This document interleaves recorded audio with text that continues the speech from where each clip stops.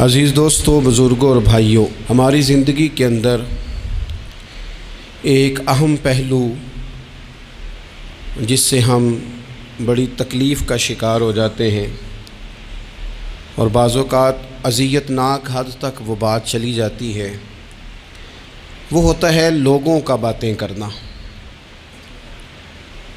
لوگ ایک دوسرے کے بارے میں تبصرہ کرتے ہیں، گفتگو کرتے ہیں۔ اگرچہ اسلام نے اسے بڑا ناپسند کیا اور غیبت کو زنا سے زیادہ بدتر قرار دیا، لیکن معاذ اللہ ثم معاذ اللہ لوگ پھر بھی اس اخلاقی کمزوری کا شکار ہو جاتے ہیں اور لوگوں کے بارے میں گفتگو کرتے ہیں۔ پھر لوگوں کی وہ باتیں جب ہم تک پہنچتی ہیں، جس کے بارے میں بات کی جا رہی ہوتی ہے، جب اس تک پہنچتی ہے تو وہ شخص بڑی اذیت کا شکار ہو جاتا ہے۔ وہ ذہنی تکلیف میں بھی آتا ہے، کرب میں بھی مبتلا ہوتا ہے، اور بعض اوقات خدا معاف فرمائے تو بعض لوگوں میں مایوسی بھی پھیل جاتی ہے۔ آپ قرآن مجید فرقان حمید کو دیکھیں تو اللہ تعالیٰ نے قرآن مجید میں فرمایا کہ وَإِذَا قِيلَ لَهُمْ آمِنُوا كَمَا آمَنَ النَّاسُ، جب منافقین سے کہا جائے کہ اس طرح ایمان لاؤ جس طرح کے باقی لوگ ایمان لائے ہیں، یعنی صحابہ کرام، قالوا تو وہ کہتے ہیں آنؤمن کما آمن السفہاء، ہم اس طرح ایمان لے آئیں جس طرح معاذ اللہ یہ بیوقوف ایمان لائے، ان کی طرح ایمان لے آئیں۔ الا انہم هم السفہاء، اللہ فرماتے ہیں خبردار ہو جاؤ یہی بیوقوف ہیں، ولکن لا یعلمون، لیکن یہ جانتے نہیں۔ انہیں اس بات کی خبر، ان لوگوں کو جو کائنات کے بہترین لوگ ہیں زمین پر، انبیاء کے بعد صحابہ، ان کو لوگوں نے بیوقوف کہہ دیا، باتیں کر دی۔ آپ قرآن مجید دیکھیے سورہ قلم کے اندر اللہ تبارک و تعالی نے اس بات کا بھی جواب ارشاد فرمایا ہے، جب لوگوں نے کہا تھا کہ معاذ اللہ حضور تو مجنون ہے، تو اللہ نے فرمایا محبوب آپ رب کے فضل سے مجنون نہیں ہیں، بلکہ اللہ نے آپ کو خلق عظیم کا مالک بنایا ہے۔ وَإِنَّكَ لَعَلَىٰ خُلُقٍ عَظِيمٍ، لوگ بات کرتے ہیں اور کر جاتے ہیں اور شوق رکھتے ہیں تبصرہ کرنے کا۔ تو میں نے بہت سارے لوگ ایسے زندگی میں دیکھے ہیں جو لوگوں کی باتوں کی وجہ سے اذیت میں آ گئے، تکلیف کا شکار ہو گئے۔ اور میں اور آپ تو کسی کھاتے میں نہیں، حضرت ابوبکر صدیق رضی اللہ تعالیٰ عنہ جیسے لوگ، افضل البشر بعد الانبیاء بالتحقیق حضرت صدیق اکبر۔ آپ قرآن مجید 30ویں پارے کی تلاوت میں یہ بات دیکھیں گے کہ جب حضرت ابوبکر صدیق نے غریب غلاموں کو خرید کر آزاد کرنا شروع کیا، حضرت بلال حبشی کو، حضرت عامر بن فہیرہ کو اور کچھ غلاموں کو خرید کر آزاد کیا، تو لوگ کہنے لگے کہ یہ بلال نے کبھی کوئی احسان کیا ہوگا ابو بکر پر، تبھی تو خرید کے آزاد کیا ہے، ورنہ کیا ضرورت تھی اتنے پیسے لگانے کی، کوئی تو بات ہوگی۔ اللہ تعالیٰ نے اس کا بھی قرآن مجید میں اعلان فرمایا ابو بکر نے جو کیا ہے رب کی رضا کے لیے کیا ہے۔ تو گفتگو کرنا، بات کرنا، لوگوں کا اتنا یہ خطرناک مزاج ہے، ایک جملہ کہہ کے لوگ سائڈ پہ ہو جاتے ہیں، بندہ بیچارہ ساری رات تڑپتا رہتا ہے، ایک فکرے کا تبصرہ کر کے لوگ کونے میں چھپ جاتے ہیں، اور کسی آدمی کے لیے وہ اسے سولی پہ لٹکا جاتے ہیں، اپنی زبان کے تیروں سے لوگ پریشان کرتے ہیں۔ پہلے تو اللہ سے یہ معافی مانگیں کہ رب اس جرم سے ہمیں محفوظ فرمائے۔ اور اب تو لوگوں کی زبانیں اتنی لمبی ہو گئیں کہ وہ صحابہ تک چلی گئی ہیں، اہل بیت نبوت تک چلی گئی ہیں۔ تبصروں کے شوق میں لوگوں نے یہ دیکھا ہی نہیں کہ میری حیثیت کیا ہے اور میں بات کس کی کر رہا ہوں، میری اوقات کیا ہے اور میں تبصرہ کس پہ کر رہا ہوں۔ بے باک ہونا اور بات ہے اور بدتمیز ہونا، ان دونوں میں فرق ہوتا ہے۔ تو میرے عزیز، ایک تو اس سے پرہیز کریں، اور پھر دوسرا آپ سے، اپنے آپ سے، سب سے ایک گزارش کروں گا کہ ایک بات اپنی زندگی میں طے کر لیں کہ یہ ہو نہیں سکتا کہ لوگ آپ کو باتیں نہ کریں، یہ ممکن نہیں، اس لیے کہ مخلوق تو فنکار ہے اس درجہ کے پل بھر میں سنگے در کعبہ سے بھی اصنام تراشے، تم کون ہو کیا چیز ہے داغ کبابی، لوگوں نے تو مریم پہ بھی الزام تراشے۔ مخلوق تو فنکار ہے اس درجہ کے پل بھر میں، یہ تو فنکار ہے، ایک منٹ میں لوگ نکال کے لے آتے ہیں بات، ایک منٹ میں۔ امام جعفر صادق رضی اللہ تعالیٰ عنہ بیان کرتے ہیں، امام ابو نعیم نے حلیۃ الاولیاء میں اس کو بیان کیا۔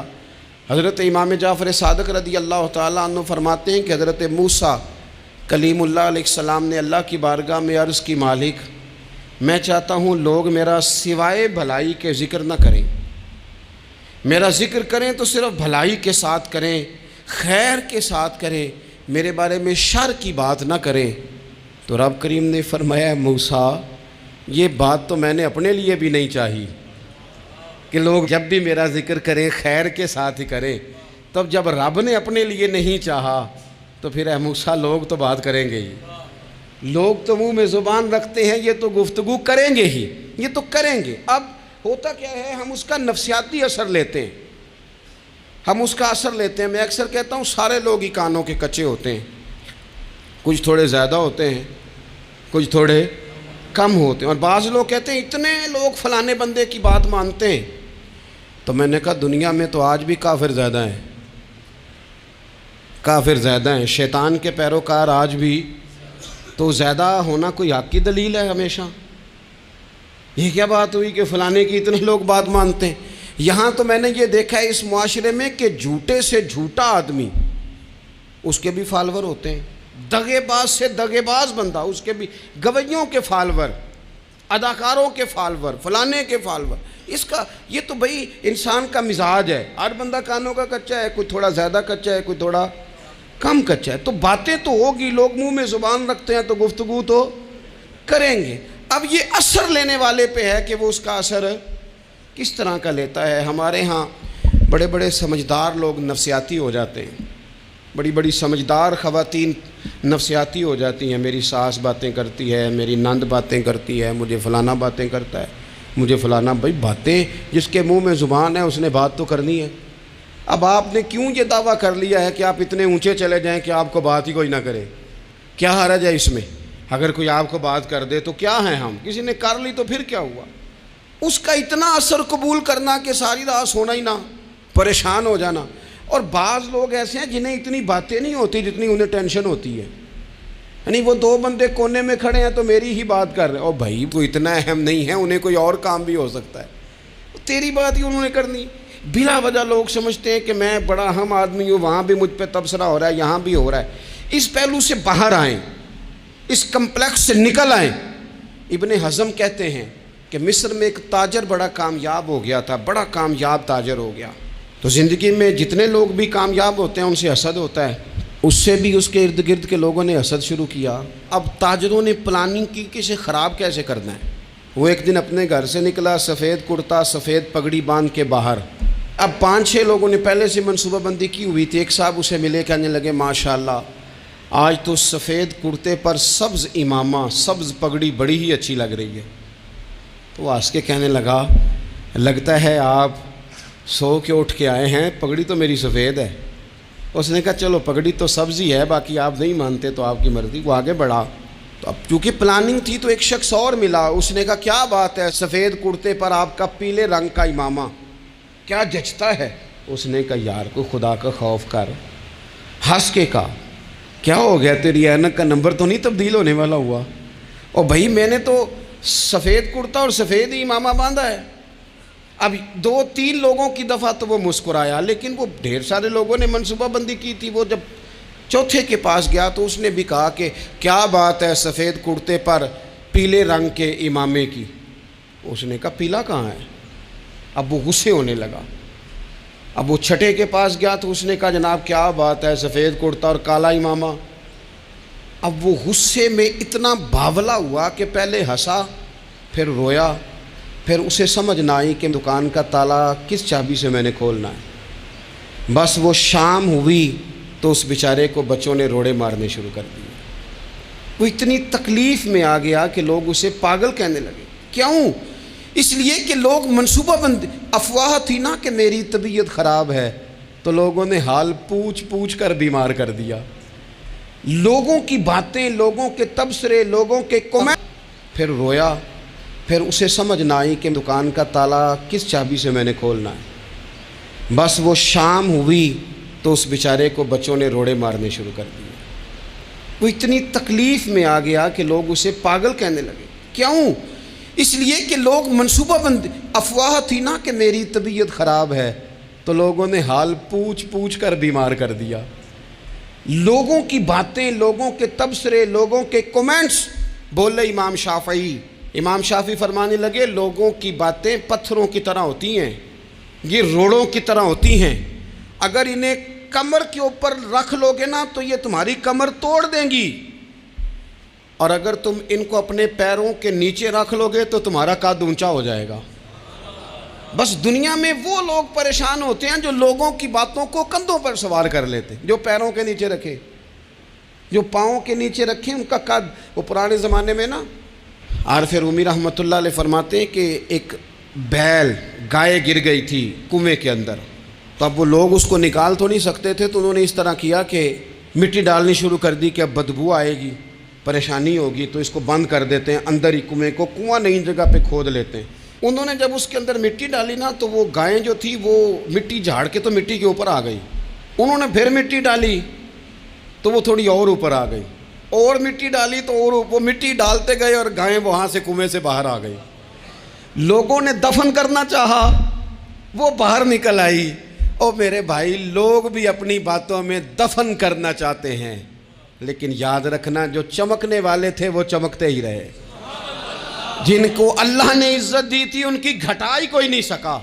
اتنی اتنی لمبی زبانیں کھول کے لوگوں نے صحابہ کے بارے میں باتیں کی، باتیں ہو رہی ہیں۔ لوگ جن کو دبانا چاہتے تھے، آج نہیں صوفیاء کی مخالفت شروع ہوئی، ان کے زمانے میں بھی ہوئی، ان کے دور میں ان کے خلاف کتابیں لکھی گئیں، لکھنے والے خدا جانے کہاں ہیں، اور داتا صاحب ہو رہی ہے، خواجہ صاحب ہو رہی ہے، حضور غوث اعظم کے ان کے زمانے میں بھی ایسا نہیں ہوا کہ بڑی خوشی سے لوگوں نے آگے بڑھ کے پھول ڈالے ہوں، ان کے دور میں باقاعدہ جتھے تیار ہوئے، جتھے، اور پورا کام کیا گیا۔ اور ویسے بھی اگر کوئی شخص آپ کا مخالف ہی نہیں ہے تو پھر آپ کو چمکنے کا مزہ کیسے آئے گا؟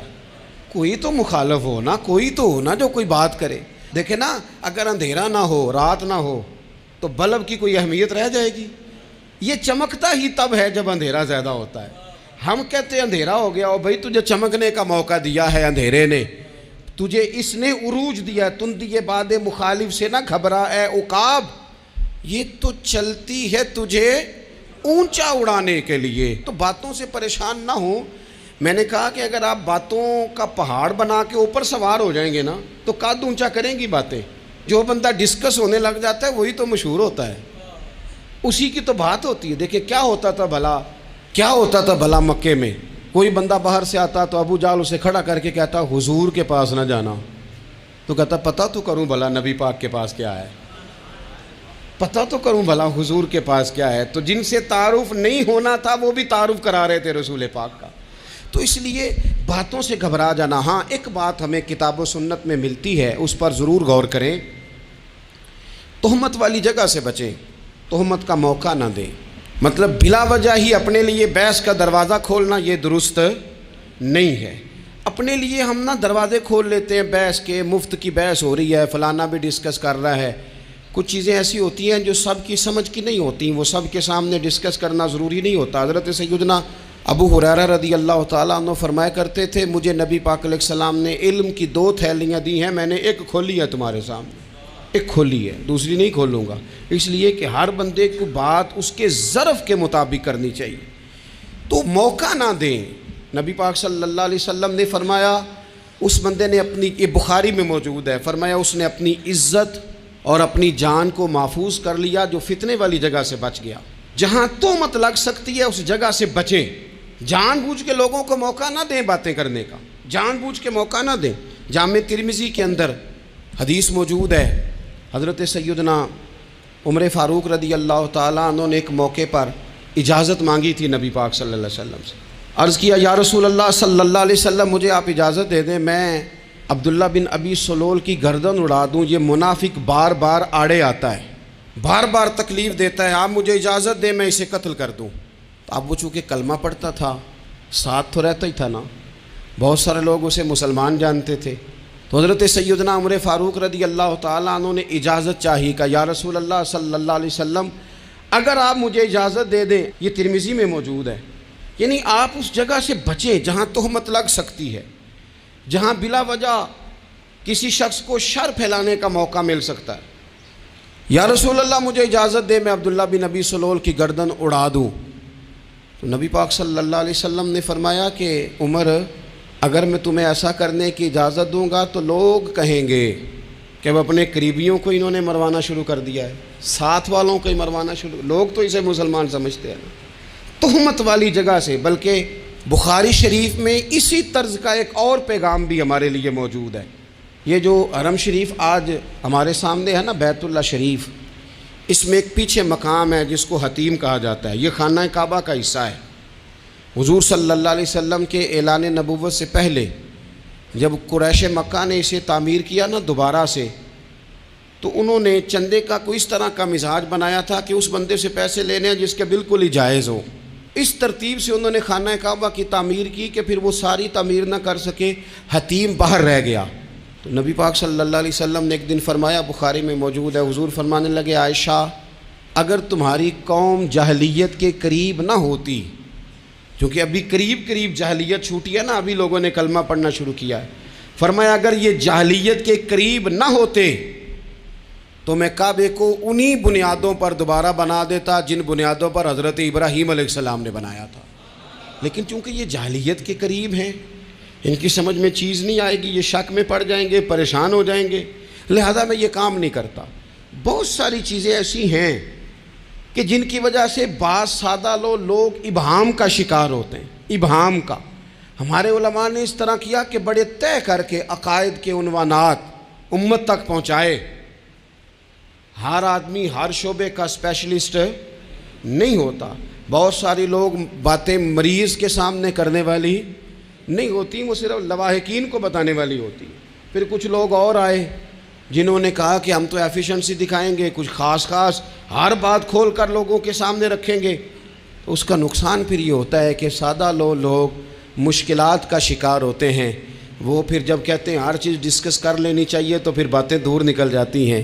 پھر لوگوں نے انبیاء کرام علیہم السلام کی اجتہادی خطاؤں کو ڈسکس کرنا شروع کیا۔ ربنا ظلمنا انفسنا، اگر حضرت آدم یہ لفظ کہیں تو ان کے لیے تو ٹھیک ہے، لیکن اگر کوئی غلام اور امتی اور بیٹا اٹھ کے یہ لفظ کہے تو اس کے لیے ٹھیک نہیں ہے۔ تو میرے عزیز ایسے کام نہ کریں جس کی وجہ سے بلا وجہ بحث کا۔ ہمارے ہاں کچھ لوگوں کو شوق ہے خبروں میں رہنے کا، وہ ایسی باتیں چھیڑتے ہیں جن سے نہ وہ خبروں میں رہ سکیں۔ میں نے دیکھا ہے وہ کہتے ہیں جی میں نے کوئی انوکھی بات کرنی ہے۔ بھئی انوکھی بات کرنے سے بندہ مشہور تو ہو جاتا ہے۔ ہمارے زمانے میں مشہور ہی وہ ہوتا ہے جو دوسروں سے ذرا ہٹ کے بات کرے، انوکھی کرے۔ وہ ہمارے لطیفہ لکھا ہے نا، ایک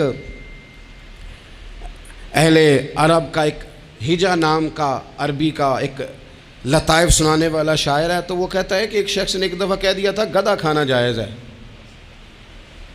بڑے بڑے علماء اس کے گھر چلے گئے کہ بھئی کوئی دلیل، کوئی جزیہ، کوئی کہاں سے، کوئی کتاب، کوئی حوالہ، کوئی شے۔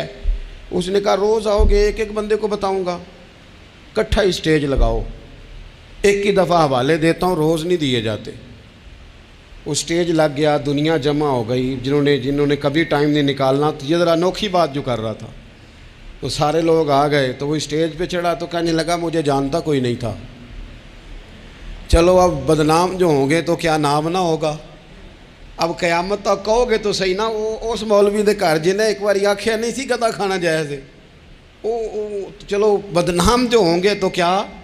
تو بہت سارے ایسے لوگ ہیں جو ہیں بدنام، پر چلو نام تو ہو گیا نا، بدنامی صحیح، شرارت صحیح، شیطانیت صحیح، لیکن نام تو ہو گیا۔ تو اس لیے کوئی ایسا انوکھا کام جس سے لوگوں کی، میں آپ سے بڑی گزارش عرض کروں، اعلیٰ حضرت بریلوی رحمۃ اللہ علیہ نا، لالٹین کے اندر مٹی کا تیل جلایا جاتا ہے ہمارے ہاں، تو مٹی کا تیل ظاہر ہے اس سے بدبو آتی ہے، تو مسجد میں وہ جلانا جائز نہیں تھا۔ تو ایک صاحب ارنڈی کا تیل لائے، وہ خوشبو والا ہوتا ہے، وہ لا کے انہوں نے نا اعلیٰ حضرت بریلوی رحمۃ اللہ علیہ کو لالٹین میں ڈال کے دیا اور کہا کہ یہ مسجد میں اس کو جلاتے ہیں چونکہ اس کے اندر سے خوشبو آتی ہے، بدبو نہیں آتی۔ تو وہ جو شرعی عذر ہے نا، حضور نے فرمایا کہ جمعے والے دن غسل کر کے آؤ تاکہ کسی کے پسینے سے ایک دوسرے کو تکلیف نہ ہو. کچا لہسن پیاز کھا کے مسجد